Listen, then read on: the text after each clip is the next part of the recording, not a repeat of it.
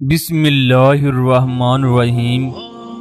اللہ تعالیٰ کا وہ گھر جس کا فرشتے بھی طواف کرتے ہیں، اس کا غلاف جب تبدیل کرنے لگے تو ایسا معجزہ ہوا جس کو دیکھ کر لوگوں کی آنکھوں سے آنسو جاری ہو گئے، لوگ سجدے میں گر پڑے۔ یہ معجزہ ایک 70 سالہ بزرگ کے ساتھ پیش آیا جس کی ویڈیو سوشل میڈیا پر وائرل ہو چکی ہے۔ خانہ کعبہ دنیا کی واحد جگہ ایسی ہے جہاں اللہ تعالیٰ بندے کی دعا کو فوراً قبول کر لیتا ہے۔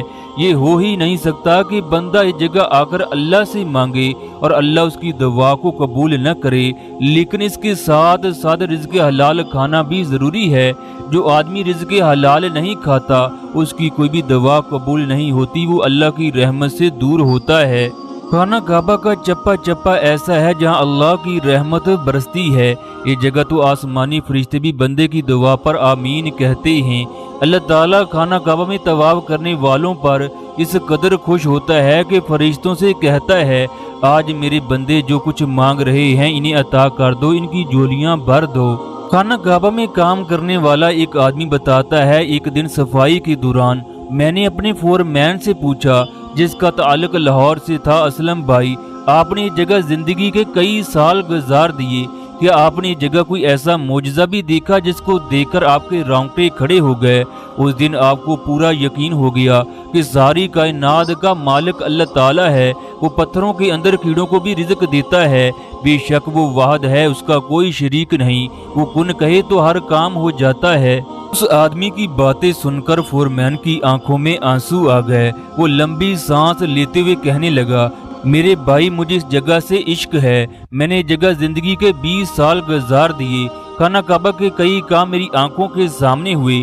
ایک دفعہ غلاف کعبہ کی تبدیلی کے دوران ایک آدمی بلند آواز سے رو رہا تھا، اس کی زبان سے اللہ کی حمد جبکہ آنکھوں سے آنسو جاری تھے۔ کہنے لگا، اے میرے مالک، میں ساری زندگی تیرے گھر کے دیدار کے لیے ترستا رہا، آخر کار تو نے مجھے اپنے گھر بلا ہی لیا، میں کس طرح تیرا شکر ادا کروں؟ میرے پاس تیرا شکر ادا کرنے کے لیے الفاظ بھی نہیں۔ یا اللہ، میں ایک اور سوال تجھ سے کرتا ہوں، میرے بچے پاکستان میں بھوکے ہیں، ان کے لیے کھانے کا بندوبست کر دے۔ فورمین کہنے لگا، مجھے اس بزرگ کی باتیں سن کر بڑی حیرانی ہوئی، اگر یہ آدمی اتنا ہی غریب ہے تو یہ عمرہ ادا کرنے کے لیے کیسے پہنچا؟ وہ کافی دیر دعائیں کرنے کے بعد ایک جگہ پر آ کر بیٹھ گیا۔ اس آدمی کی عمر 60 سال کے قریب تھی۔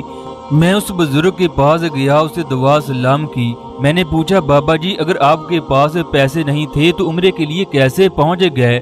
وہ بزرگ روتے ہوئے بتانے لگا، ایک دن گاؤں میں بہت بڑی محفل تھی، گاؤں کے لوگوں نے عمرے کے ٹکٹ بھی رکھے، اللہ کا کرنا یوں ہوا میرا بھی عمرے کا ٹکٹ نکل آیا۔ میں نے گاؤں والوں سے گزارش کی کہ مجھے پیسے دے دو، مگر گاؤں والوں نے پیسے دینے سے انکار کر دیا، چنانچہ میں اس طرح اللہ کے فضل سے عمرے پر پہنچ گیا۔ میری ایک بیٹی بیمار ہے، 2 چھوٹے چھوٹے بچے ہیں، میں کوئی وزنی کام بھی نہیں کر سکتا، گھر میں فاقوں کے علاوہ کچھ بھی نہیں۔ میں ہمیشہ سوچتا ہوں میرے بعد میرے بچوں کا کیا ہوگا۔ میں نے بابا جی کو اپنے کمرے میں لے جا کر کھانا کھلایا، اس کے بعد بے شمار لوگوں سے اس کا تعارف کروایا، بے شمار لوگوں نے اس کی خدمت کی۔ بابا جی کو 7000 ریال کے قریب رقم بھی ہو گئی۔ چند دنوں کے بعد بابا جی اپنے ملک چلے گئے۔ وقت گزرتا گیا، اس واقعہ کو 3 سال کا عرصہ ہو گیا۔ ایک دن میری طبیعت بہت زیادہ خراب ہو گئی، میں نے کام سے کچھ دنوں کی چھٹی لی اور کمرے میں ہی آرام کرنے لگا۔ دل اس قدر بے چین تھا کہ کمرے سے دوڑ جانے کو دل کرنے لگا، مجھے خود سے وحشت آنے لگی۔ کچھ دیر لیٹنے کے بعد میرے دماغ نے کام کرنا چھوڑ دیا، مجھے ایسا محسوس ہونے لگا جیسے میرا رب مجھے کسی جگہ لے کر جانا چاہتا ہے۔ چنانچہ میں نے غسل کیا، اس کے بعد احرام پہنا اور عمرے کے لیے خانہ کعبہ کی طرف چل پڑا۔ طواف کے دوران میں نے ایک بزرگ کو دیکھا جو کہہ رہا ہے، یا اللہ میری مدد فرما، میں پہلے بھی اس جگہ سے خالی ہاتھ نہیں گیا۔ میں نے اس بزرگ کی باتوں کی پرواہ نہ کی بلکہ طواف کو مکمل کیا، اس کے بعد سعی کی، جبکہ وہ بابا جی مکمل طور پر میرے ذہن پر سوار ہو چکے تھے۔ میرے دل میں خیال آنے لگا، اگر اس آدمی کی جگہ تمہارا باپ ہوتا تو کیا تم اس کی مدد نہ کرتے؟ یہ آواز بار بار میرے کانوں سے ٹکرا رہی تھی۔ چنانچہ میں نے اس بابا جی کو ڈھونڈنا شروع کر دیا۔ आधे घंटे के बाद वो मुझे मिल ही गया। चनाचा मैंने बाबा जी से उसका हालो हवाल पूछा। उससे पूछा अगर वो गरीब है तो उम्रे पर कैसे पहुंचा। वो बताने लगा उम्रे के दौरान मेरा टिकट निकला जिसकी वजह से मैं अल्लाह के घर में आया। अल्लाह ने मुझे दूसरी बार ये सआदत बख्शी है। बाबा जी की बातें सुनकर मेरे रोंगटे खड़े हो गए। मैंने बाबा जी से पूछा आप वही हैं जिसकी 3 साल पहले मैंने मदद की थी। वो बाबा जी मेरे गले से लगकर रोने लगे, फिर कहने लगे वो सारी रकम मेरी बेटी की बीमारी पर खर्च हो गई, जबकि मेरी बीवी को भी उसी बीमारी का सामना करना पड़ रहा है।